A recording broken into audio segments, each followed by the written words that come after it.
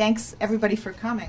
I know we're all extremely excited to have and pleased to have Vermont Senator Bernie Sanders here with us this afternoon. As you all know, Bernie Sanders is serving his second term in the U.S. Senate after having served 16 years in the House of Representatives, making him the longest-serving independent member of Congress in American history.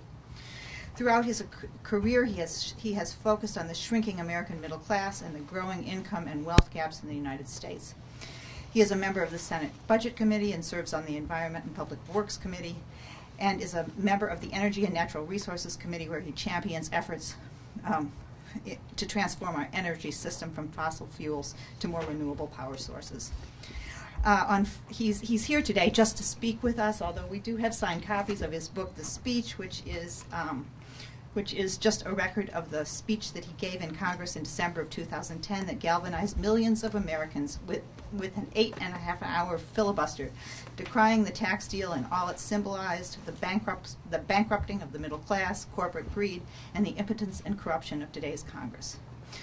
It is reprinted in its entirety with a new introduction, and it is considered a People's State of the Union address, an anatomy of working and middle-class America rarely heard in the rarefied walls of the Senate.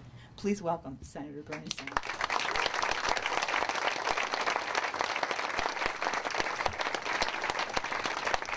Thank you all very much. This is quite the turnout. I appreciate you all being here. This was the easiest book ever written, because all it was a transcript of me getting up and talking for 8.5 hours. So we converted it into words and printed it, and there it was as a book.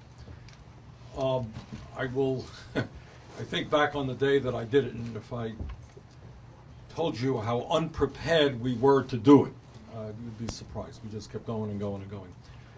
Till finally I had to go to the bathroom, and that was that. So. Let me just talk a little bit, covering the same material that I covered in the book, but talk a little bit about my concerns as to what's going on in this country. And the major concern that I have is that as a great nation, we don't talk about what's going on in this country. And in fact, a lot of the function of media is to deflect attention from what we should be talking about. Just give you one extraordinary example. People can ask me questions about it, but as some of you know, the Trans-Pacific Partnership Trade Agreement is coming down the pike. It is the largest trade agreement in the history of the United States. I'm against it, okay? But here's my point. How much time on network television has been given to the largest trade agreement in the history of the United States? Zero! A year ago, a couple of senators and myself wrote a letter to the presidents of the major networks, because the scientific community is telling us that climate change is the great planetary crisis that we face. And it turns out that the major networks were paying very, very little attention to climate change as well. So I think the most important thing that we can begin to do as a nation is start a real conversation about what's going on in our country and lay it out on the table. If you're not feeling well and you walk into the doctor's office, you don't want the doctor to tell you, hey, everything is great. You want a diagnosis and you want a therapy. You want to know how you get better. And I think as a nation, that's kind of what we should be doing. What are the problems? What do we do to make it better? So let me start off by telling you some of what I see as our problems. Everybody in this room knows that in the last many years there has been an explosion in technology. We all have our iPhones and our iPads, and we know about robotics and space-age technology. And the result of all of that technology has been that virtually every worker in America is now far more productive than he or she was 30 or 40 years ago. What common sense might suggest is that if workers are producing more, they may be earning more or maybe working fewer hours. I hear the laughter, right. Needless to say, neither of those two consequences have taken place. In fact, median family income is almost $5,000 less today than it was in 1999. Vast majority of our workers, in inflation accounted for dollars, are making a lot less than they used to. And the reason this woman is laughing is that in America, people work incredibly long hours. In my state, really, it is not uncommon for people to be working 2 or 3, 4 jobs to cobble together an income and some health care. When I was in college, this is true for the younger people, they used to teach courses about what Americans would do with all of the leisure time they had as a result of automation. You know, if you're only working 15 or 20 hours a week, what are you going to do? My guess is that at the University of Iowa, they do not teach that course. And now the course really is, how do families survive with all of the stress that they are under? And you can see it on the faces of people in my state, all over this country. You know, I'll never forget, you know, when you're a senator, you see all kinds of people and you talk to people. And this woman saying, you know, I am working 3 jobs. My husband is working 2 jobs. We want to have kids. We don't know how we can raise kids and be the parents that we want to be. And that story is told 1,000,000 times all over this country. Our people are really working incredibly hard. So the one reality economically that's facing us is our middle class for the last 40 years has been in decline. But there is another reality taking place over that same period of time. And that is that the people on top are doing phenomenally well. Not good, phenomenally well. So right now you have a situation in terms of income and wealth disparity that it is worse today in the United States than at any time since 1929. And you all know what happened in 1929. And that wasn't a coincidence. In terms of wealth, you have the top 1/10 of 1% owning more wealth than the bottom 90%. What do you think about that? 1/10 of 1% owning more wealth than the bottom 90%. You have one family, the Walton family, owners of Walmart, owning more wealth than the bottom 40% of the American people. That's wealth. In terms of income, you have the top 1% earning more income than the bottom 50%. And recently, since the Wall Street crash, over 99% of all new income generated in this economy has gone to the top 1%. So in that sense, it doesn't matter what kind of GDP growth we have, because all of the new income is going to the top 1%. 25 wealthiest hedge fund managers a couple of years ago, last statistic I saw, earned more income than 425,000 public school teachers. And that's the kind of disparity that we're looking at in the American economy right now. Real unemployment is not what you see in the newspapers where they're talking about 5.7 or 5.8, because that statistic does not include people who have given up looking for work, or more significantly, people who are working part-time when they want to work full-time. And in fact, most of the new jobs being created are part-time, low-wage jobs. You add those factors together, real unemployment is over 11%, youth unemployment is about 18%, and African-American youth unemployment is close to 30%. And that is why every poll that anybody does, and they say, well, what is the most important thing that we can do? What people say is create jobs, create jobs. And they're absolutely right. We need to create millions of decent paying jobs. And you know how the fastest way you could do that? And the way that we absolutely have to do it is we are living at a time when we have an infrastructure that is our roads, bridges, rail, airports, water systems, wastewater plants, levees, dams, is collapsing. And the American Society of Civil Engineers tells us that we need to spend some $3 trillion to rebuild our infrastructure. We used to lead the world in terms of the quality of infrastructure. Today, according to international organizations, we're in 12th place. And that is why I've introduced legislation which would put $1 trillion over a 5-year period into rebuilding our crumbling infrastructure. And when you do that, you create some 13 million decent paying jobs. And in my view, that is exactly what we have to do. Furthermore, when we talk about the economy, it is not only the need for jobs, we need to raise incomes. In America right now, the national minimum wage is $7.25 an hour, which is a starvation wage. In my view, we've got to raise the minimum wage starting right now at $10 an hour, and move it to $15 an hour in the next few years. People who work 40 hours a week should not be living in poverty.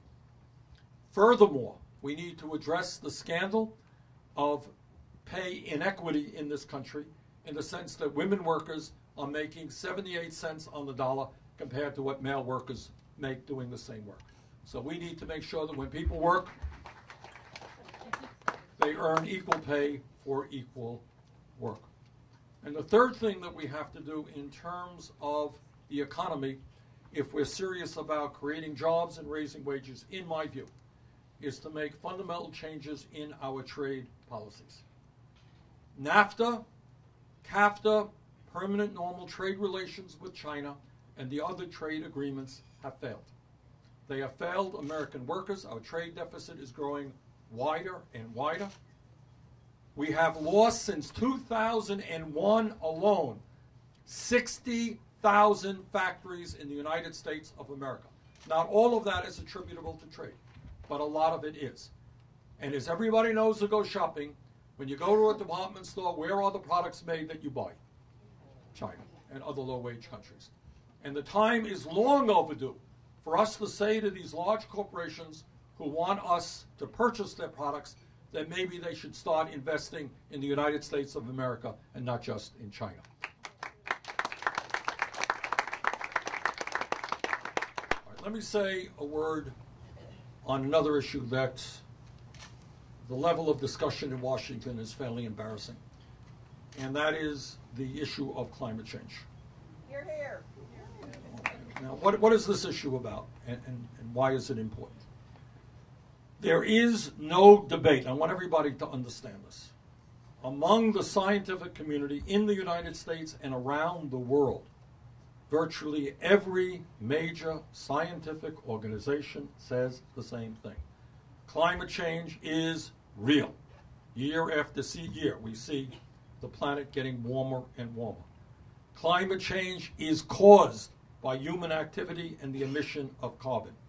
Climate change is already causing devastating problems in this country and around the world in terms of drought and floods, extreme weather disturbances, rising sea levels, etc.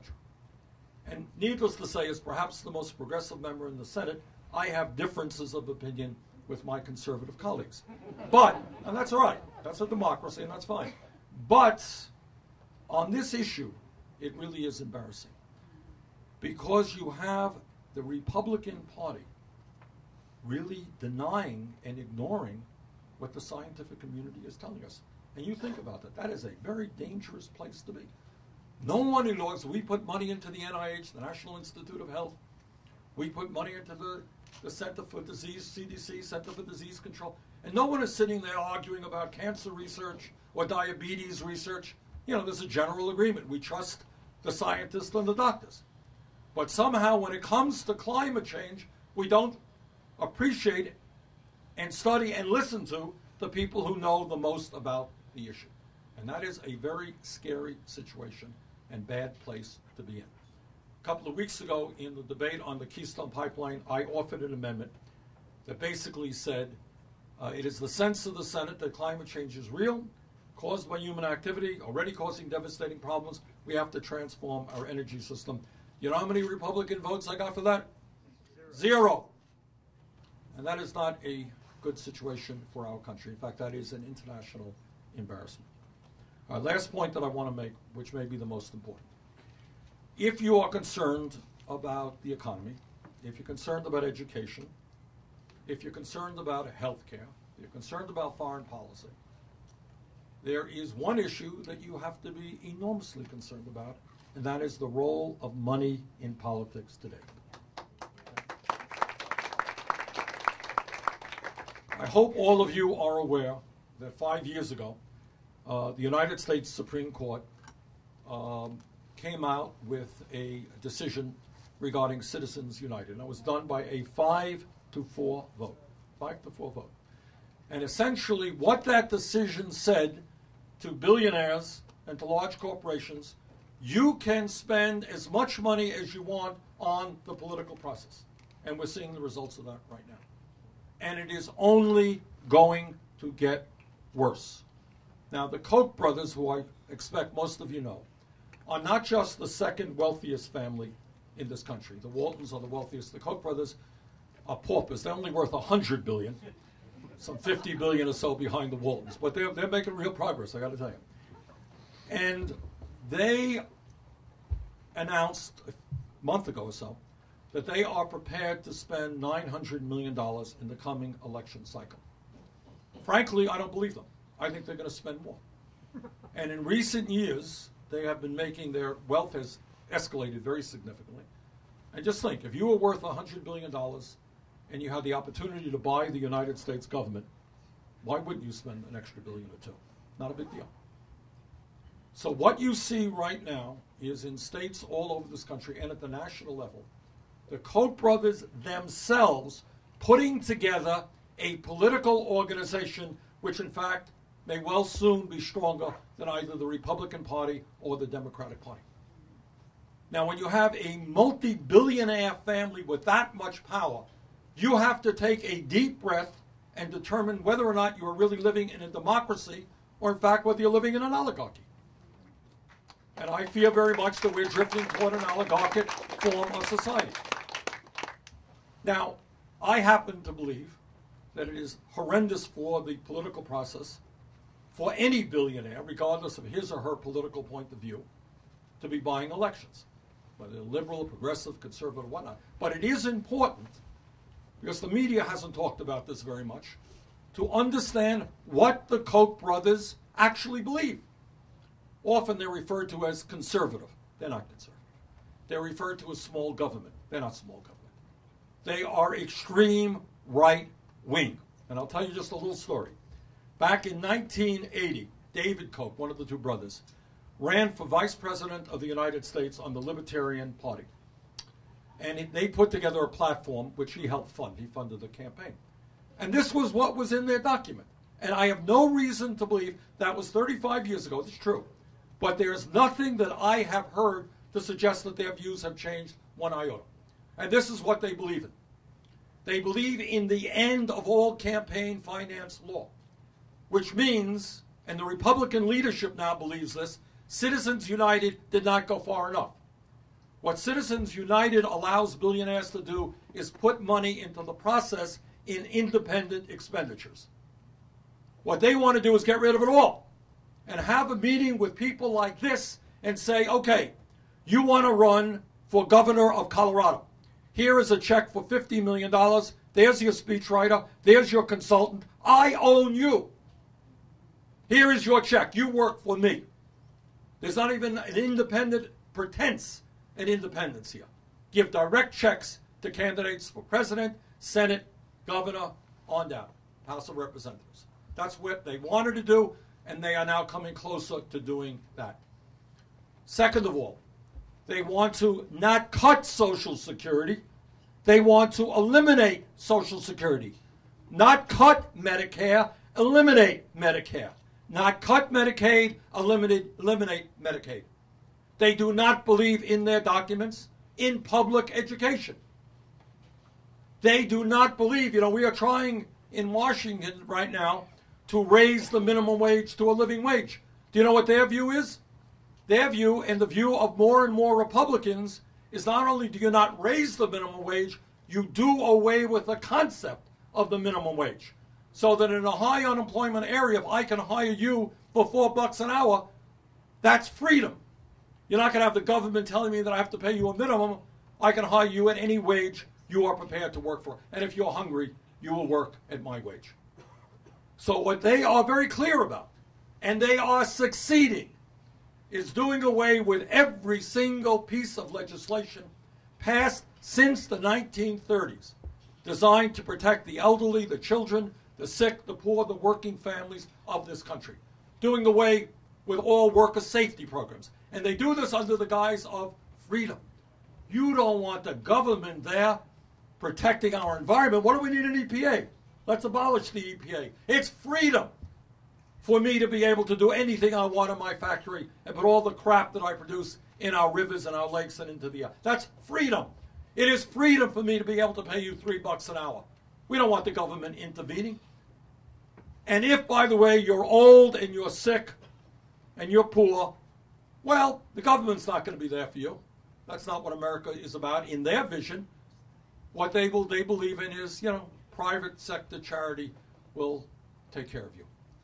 They want to take us back literally to the 1920s. And it's important that people understand that this is the group that is the most powerful political force in America.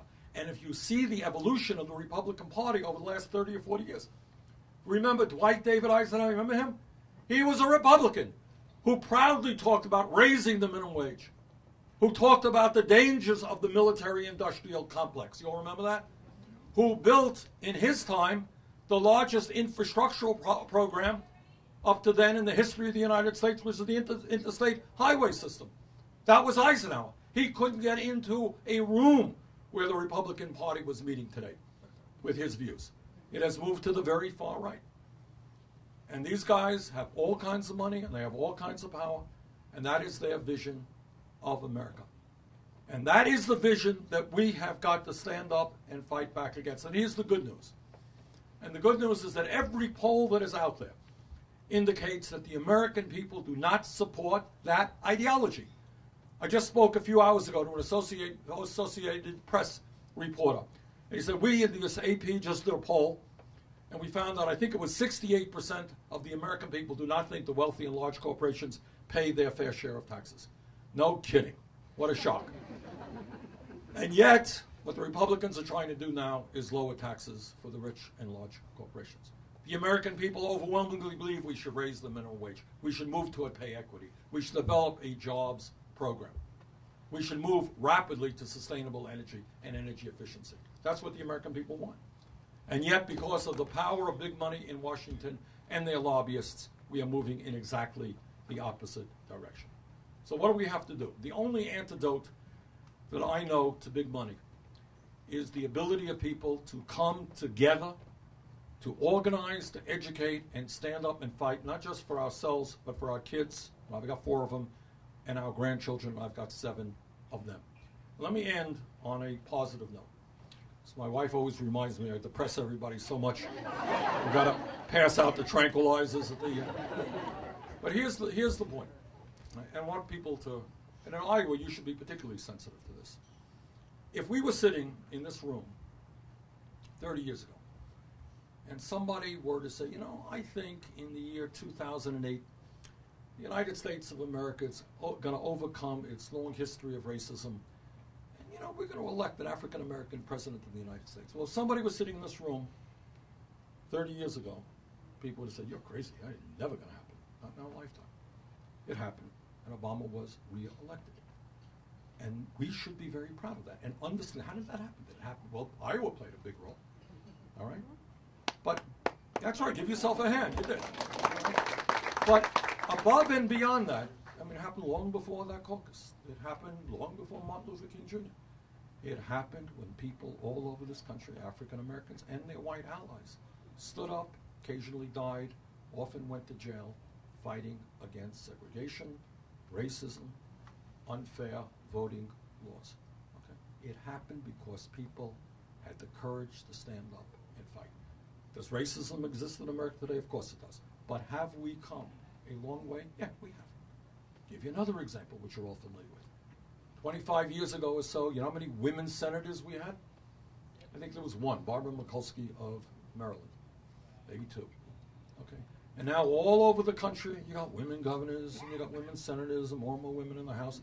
We still have a long way to go, but nobody doubts that within a relatively short period of time, half of the elected officials in this country will be women or more. And the other tremendous breakthrough that we've had, I remember when I was mayor of the city of Burlington back in the early 1980s, we got the first woman to be a member of the Burlington Police Department. Oh, that was a big radical deal. All right? And you're laughing now, and that's the point. You should laugh. Because all of those barriers, well, many of them, not all of them, have been broken down. It's no big deal, and we still have a long way to go to fight against sexism, to break down those barriers. But no one can deny that as a nation, because of the hard work, in this case of women and their male allies, we made real changes. Real changes. Another area where we've made profound changes. Some of you may remember way back when when a family gave birth to a child with disabilities. You remember what happened? There was shame in the family. As often as not, that baby might be institutionalized. Certainly that kid could not go into a school. And as a result of a lot of factors, not least of which is your own senator, Tom Harkin, all right, we change consciousness. We change consciousness and the appropriateness of how we respond to people with disabilities. And all over America, in Vermont, and I know in Iowa, you have kids with disabilities who are in classrooms. They're loved, they're respected by their fellow students. They are part of the human race, and we're proud of that. That didn't happen by accident. A lot of people fought hard to make that happen. And last but not least, if we were sitting in this room 10 years ago, not a long time ago, and somebody said, well, you know, I think that in conservative states in America, these states will pass a gay marriage. People would have said, you are really crazy. You're smoking a little bit too much. All right? But that is exactly what's happening. You know, 5 years ago, Republicans were running on homophobia. They're not anymore, because young people all over this country have accepted gay marriage. Civil rights for gay people ain't a big deal anymore. Ain't a big, I remember going to Vermont, to the conservative parts of Vermont, and talking to kids and asking them. The kids look at you like you're crazy. What is the big deal? But you know what a big deal it was. I can tell you because my state went first, and it was a very difficult struggle. But it was a struggle we ended up winning. What's my point about telling you all these things? Change can happen. Change happens when people are prepared to stand up and fight and organize and educate. And we have seen some profound changes in our country which make us a much less discriminatory country than we used to be. And that is good news, and we should be proud of those achievements. But, here is the big but, on perhaps the most significant issue, and that is whether or not we're going to have a middle class which has a decent standard of living, whether or not we're going to end the embarrassment of having the highest rate of childhood poverty in the industrialized world, whether or not we're going to be able to send our kids to college and not have them leave school deeply in debt, whether or not we're going to do away with the obscene level of income and wealth inequality. That struggle has not yet been won, and in fact, to be honest with you, we are losing that struggle. And it is a tough one, because you got a lot of billionaires who don't stay up nights worrying about gay rights. They have gay friends. And they don't stay up nights worrying about abortion because their daughter or their wife may have had an abortion. But they do worry about this issue. They have the money, they have the power, and what we're seeing in this country today is an epidemic of greed. I honestly do not understand how a family like the Koch brothers, worth $100 billion, more money than anyone could dream of, to last their family hundreds of thousands of years, how they need more and more and more, and how they are prepared to spend huge sums of money to try to cut or end Social Security and Medicare and Medicaid. I don't understand it. I really don't. And I think what we have at a certain level in the society among the top 1%, not all, but many of them, is just an incredible level of greed and hunger for more and more power. And this is a tough fight. But this is the fight that we have got to educate around and we've got to organize around. And I'm confident, by the way, that if we do that, this is a struggle that we can win. Thank you all very much for being here.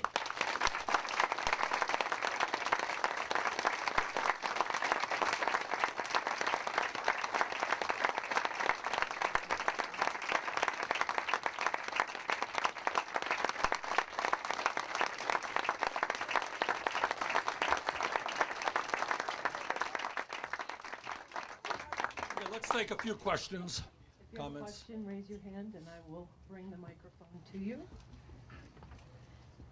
Hi, thank you. In your talk just now, you make it seem as if it's only the Republicans who have these interests, and many Democrats do as well. And so the electoral system, it seems to me, is so broken that short of occupations, militant struggle, and taking the streets, it may be hopeless. Geez, he's more pessimistic than I am. I thought I was pretty pessimistic. All right, look, what you got is you have a Republican Party which over the years has become an extreme right-wing party. You have a Democratic Party that used to be, under people like FDR and Harry Truman, I think fairly described as a party of the American working class. Is that the case today? No, I don't think so. So I'm not going to argue with you on that. Are they better than the Republicans in every instance? The answer is yes, they are. Are there some, may not sound like much, all right, and are there some Democrats who are Republican-like? Absolutely, no question about it. So I'm not going to argue with your basic contention, and I'm also not going to argue with you that it is important for people to take to the streets. Let me give you one example. I'm going to talk about it tonight at the university, where all of you are welcome to come. As everybody here knows, the cost of college education has been getting more and more expensive. We've got a whole lot of young people, bright young people, who no longer can afford to go to college. And when you have other kids, I think in this state, the average debt for 4 years of college is like $29,000. Right. And young people, that's the average. You got some who are worth more. If you talk to doctors or dentists, I talked to a doctor in Burlington a few months ago. You know what she graduated medical school with? $300,000 in debt for the crime of wanting to be a primary care physician for low-income people. That was her crime. So what do? How do you rectify that situation? Now, we understand that we are in a competitive global economy. It has to be the craziest idea in the world to make it more and more difficult for our young people to get the education they need, right? Doesn't make any sense at all. You have countries like Germany, Scandinavia, other countries. Do you know what tuition is in Germany right now for higher education? It's 0. That's right, okay? Because they understand they want to capture the intellectual capital of their young people. They want their people to get the best education possible. And in our country, school is becoming more and more unaffordable. So what do? Give you an example of how you solve this problem and how it will come about, to answer your question. The president, and I disagree with him, but the president has come out with a proposal this year to, he asks for $37 billion more for military spending, okay, on top of roughly $600 billion. The Republicans, no doubt, want even more. That's the difference between Republicans and Democrats. All right, he wants $37 billion. If you took the president's proposal, you cut it in half, and you said, we're going to take $18 billion, and we're going to give it to states all over this country and ask them to match that $18 billion for higher education, you know what it does to the cost of higher education in America? It knocks the cost of higher education in public colleges and public universities in half. And if you use it just for tuition, it will probably end tuition in all public colleges and universities in America. Does that make more sense than increasing military spending by another $18 billion? Yes. I think so. I mean, that's just a simple and conservative. But your point is, and I use this as only one example, if we have young people here who are worried about the cost of education or parents worried about the debt, there is a solution, and you're exactly right. If 1 million young people marched on Washington and said to the United States Congress, actually, we do know what's going on. We know what legislation is out there to make college affordable. And if you don't vote for it, you're not coming back to Congress. You know what would happen? That legislation would pass. But let me tell you what does happen. In this last election, 80% of young people did not even vote. All right? And when you have 80% of young people not voting and the Koch brothers spending zillions, who's the Congress going to listen to? Ain't much of a debate about that. So, you're right. We have to educate, organize, and take to the streets. Absolutely. But we have to raise public consciousness and get people to stand up and fight for their rights. Okay. Bernie, Burlington, Vermont is known for being a remarkable example of regenerative energy, where just photovoltaic and localized energy production in the city. And I work with a group called the Coplets in Iowa City here, where we're tackling democratized utility issues. How do we get localized energy production in a diverse way across, our city and across the country? Can you walk through how, from a regulatory standpoint and otherwise, you were able to overcome a lot of those hurdles in Vermont, and how we can emulate that not only here in Iowa but across the whole country? Well, I'm not going to take credit for the good progress. A lot of people in Vermont have done that work. But you're right in saying that despite our climate, we have seen an explosion in solar. We have seen some good growth in wind. But by the way, in terms of wind, you know what? Your state is doing pretty well here. Should be proud of that. I think what the regulators are trying to do and have done is simply make it easier. One of the obstacles to solar, especially decentralized solar, is a lot of the regulatory process that you have to go through. And I think in Vermont we took a major step forward in simplifying that process. If you want to put solar... Specifically, how was that done? I can't remember all the details. I apologize. And that was a state decision, wasn't mine. But essentially what it said is previously putting solar on your rooftop was considered to be a huge deal, having to go through a whole zoning kind of thing. And they simplified it very significantly. All right, that was the main point. Second point, what I did do is bring tens of millions of dollars into the state to make sure that people could afford solar and wind, and we made those projects. But we have a public service department that has done a good job on that. The governor has done a good job on that. And we are making progress. I'm sorry, maybe I could try to get you some more details later. Senator, thank you for coming here tonight. I really appreciate it. I'm a former constituent and a big fan, and just for the record, I hope you run, and I hope you run as a Democrat. You were saying at the end of your initial talk about how important it is for everyone to get involved, and having known you when I lived in Vermont, I know that you've been a very successful politician, but you weren't always a successful politician, and every once in a while it didn't go right.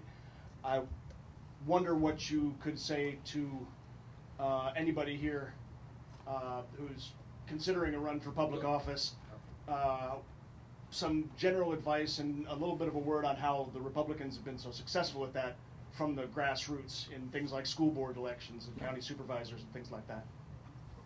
Well, let me just tell you a little bit about very little, I don't want to go into my own political history, which is pretty unusual. I moved to Vermont in 1964. In 1971, I joined a third party. And I walked into a room with a lot fewer people than this, and I came out the candidate for the United States Senate. Very democratic, open process. And I ran, and that was a special election to replace a senator who had passed away. I got 2% of the vote. And I ran a year later for governor of the state of Vermont, and I got 1% of the vote. And 2 years later, I ran again for Senate, and I got 4% of the vote. And 2 years later, I ran for governor, and I got 6% of the vote, which, by the way, running on a third party without any money is not all that bad. But that's what it was. And I did some arithmetic, and I figured I could win about 150 years if I kept going at that pace. So I thought I would give it a break. And I stopped running and kind of stopped. In 1981, by a 10-vote margin after a recount, I was elected mayor of the city of Burlington. And I'm very proud of what we accomplished in Burlington in many, many ways. We really transformed the city. I welcome all of you to Burlington, to our beautiful state of Vermont. And Burlington is now one of the more livable cities in the country. We did a lot of good things with a lot of great people. I ran for governor on a third party. No, as an independent, got 14% of the vote. Ran for U.S. House as an independent, got 38% of the vote and lost. Ran next time and got 56% of the vote, and I haven't lost since. All right, what's the point? The point is, obviously, I'm not very smart, but I am persistent. And I didn't know how to take no for an answer, so I just, and in fact, I remember one guy, this is true, he said, look, Bernie, I will vote for you if you promise me you will never run again. I didn't keep my promise. All right, anyhow, what's the point? The point is that in politics, persistence is of extraordinary importance. And, things don't change overnight. And you have to keep at it. And one of the things that upsets me very much, with all of this anti-government rhetoric that's out there, you got a lot of young people who not only would never think of working for our government, and we desperately need bright young people, but would never think of getting involved in the political process. And I can understand that. It's an incredibly ugly process, where if you put your name in to run, for any significant office, you can know there'll be ugly 30-second ads ripping you apart, lying about you. It's an ugly business. We've got to figure out how we deal with that. But I would hope that people who love this country and love your state and love your community do not shy away from that struggle. It disturbs me very much. In my state, there are occasions we don't have enough people running for school board. Think about that. What's more important than how we educate our kids? We need people at every level running for office. And sometimes you win and sometimes you lose, but you'll probably get better than 1%, which is what I got. Okay? So, I just hope that people do not turn their back on democracy, and that they get involved in the political process, and that absolutely they give thought to running. Yes? So right now Stand up. Hi. So right now it's still very early to tell, but it looks like there could be a very good chance that the 2016 presidential election could be an election between dynasties, another Clinton versus Bush race. If that's what ends up coming to, would you consider running as a third-party candidate in the general election? Well, where I am right now is no great secret. I love Iowa. It's a beautiful state, but I don't necessarily want to visit in the middle of the winter. I am here to give a number of speeches. I am giving thought to running for president. And the issue of whether one runs within the Democratic caucus or one runs as an independent is something that I am thinking about. Just came from a meeting where everybody there thought, for very good reasons, I should run within the Democratic process. And the issues are not hard to understand. If you run within the Democratic caucus, Democratic primary system, including the Democratic caucus here, it's much easier to get on the ballot in states. You're going to be able to get engaged in debates much easier. So that approach is pretty easy. If you run as an independent, you would have to spend an enormous, while there are advantages, clearly, because people are not enamored with the Democratic and Republican parties. The disadvantage is it takes a lot of time and energy and money. And I'm not even sure. Somebody told me I was down in North Carolina that it may be impossible if you're outside of the Democratic and Republican parties to even get on the ballot. I don't know if that's true. But it certainly would take a lot of effort. And that's what I got away. I've always been an independent. I've caucused with the Democrats.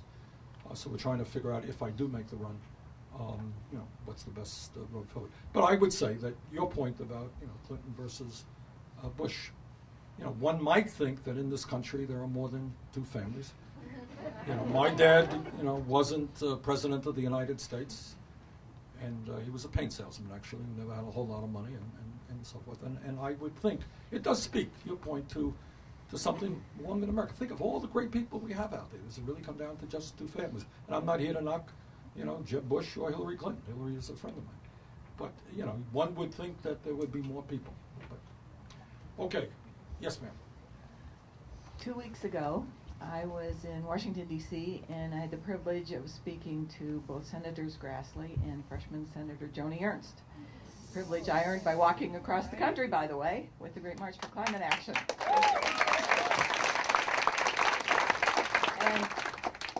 And here's what I heard. First from Senator Grassley. Obviously, climate is my issue. Senator Grassley said, I'm paraphrasing, but not much, yeah, we know climate change is happening. We don't believe that it's human-caused. We're not going to do anything about it till China does. And in the 14th century, the same thing happened, so what's the big deal? It's natural. Next day, Joni Ernst, very nice lady, said to me, to us, Ed Fallon and myself, yeah, we know climate change is happening, but we don't believe it's caused by humans, and it happened in the 14th century, and we're not going to do anything about it till China does. How do we deal with that? They both tell you that they weren't scientists. No, they forgot to mention that. All right. Look, as I mentioned earlier in my remarks, in a democracy, we have disagreements on everything, and that's fine. That's a good thing. But I think it is not a good thing for a nation to reject science. And on this issue, there is not a debate. There really is not a debate. The scientific community is very clear. Climate change is real. It is caused by human activity. It is already wreaking havoc in many parts of the world. And this is an amazing thing. What the scientists are telling us is that if we don't get our act together and act boldly to cut carbon emissions, by the end of this century, the planet Earth could be between 5 and 10 degrees Fahrenheit warmer. Already you're seeing massive acidification of the ocean, threats to all kinds of things out there. So it is, and without going into too much detail, this gets back to money in politics as well. A lot of the energy companies, Koch brothers make their money in fossil fuel. And huge amounts of money are coming in, and it's very hard for Republicans to listen to what the scientific community is talking about. It is very, very dangerous. Okay, we have time for one more question if you want to point out. Well, that's okay. Maybe the one more here. What are your thoughts about our continuing presence in Afghanistan and our use of drones in Pakistan? Well, it's more than drones. Here's my thought. I was mentioning earlier, when I was first elected to the House in 1990, like a few days, a short time after I was elected, I was asked, I had to vote on the first Gulf War. And I remember telling my wife on the day you put your card in and you vote yes. I said, well, I'm going to have a very short political career. I'm voting against the war. And then there was a resolution that came up a week or two later applauding the president for his conduct in the war. There were a few of us who voted against that, and I voted against that. But I did win re-election despite that. But I voted against that war, and I voted against, not only voted against the war in Iraq, I helped lead the effort to try to defeat that war. So we are where we are today. I think it is, in my view, fair to say that the war in Iraq, nobody here thinks that Saddam Hussein was anything more than a brutal thug and a murderer. He's a terrible guy. But I think the war, the invasion of Iraq, unleashed a lot of latent forces in that country. And we are where we are today, with incredible chaos and a horrendous situation. So this is what I think. I am very, very worried about the United States getting sucked into an endless war in the Middle East, year after year after year. Now, I was chairman of the Senate Veterans Committee, so I know a little bit about this. And people don't appreciate what the cost of war is about. The wars in Iraq, do you remember the war in Iraq? It was going to be a really short war.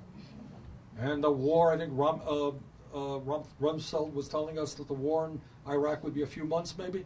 Okay. Those wars have resulted in the loss of some 6,700 brave young Americans. It has resulted in 500,000 men and women coming home from Iraq and Afghanistan with post-traumatic stress disorder and traumatic brain injury.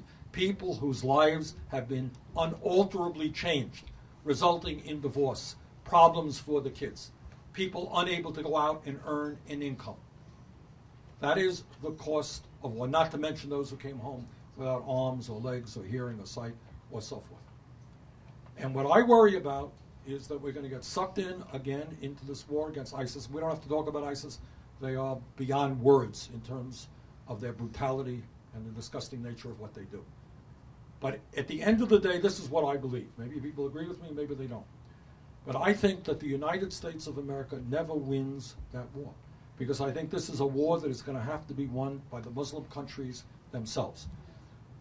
You will be surprised to know, I think most of you will be, I only learned this a while ago, Saudi Arabia has the third largest defense budget in the world, ahead of the UK, ahead of France. Saudi Arabia, as you know, is ruled by a multi-billionaire family. And you got Qatar. And you got Kuwait, who we restored as a result of the royalty we restored there. So maybe I'm old-fashioned, but I think these guys have got to lead the effort in their own backyard. They got to, if they want to take on ISIS. I think the United States should be supportive along with the rest of the world. But it just doesn't make a whole lot of sense to me to send our young people over there to get killed and maimed, taxpayers to spend huge sums of money, and they're sitting there with their billions of dollars not fully engaged in these wars. Doesn't make a lot of sense to me. So that's my view on that. All right, this is just a fantastic crowd. We were told we'd have, 30 or 40 people here, a lot more than that. So just thank you all very much. And these are tough times for our country. There's no ifs, buts, and maybes about it. But I have absolute confidence, as has been the case in the past, that when we get beyond race and we get beyond gender differences and all this other stuff, when we come together as a people, there is very little that we cannot accomplish. And that's what we've got to do. Thank you all very much for being here.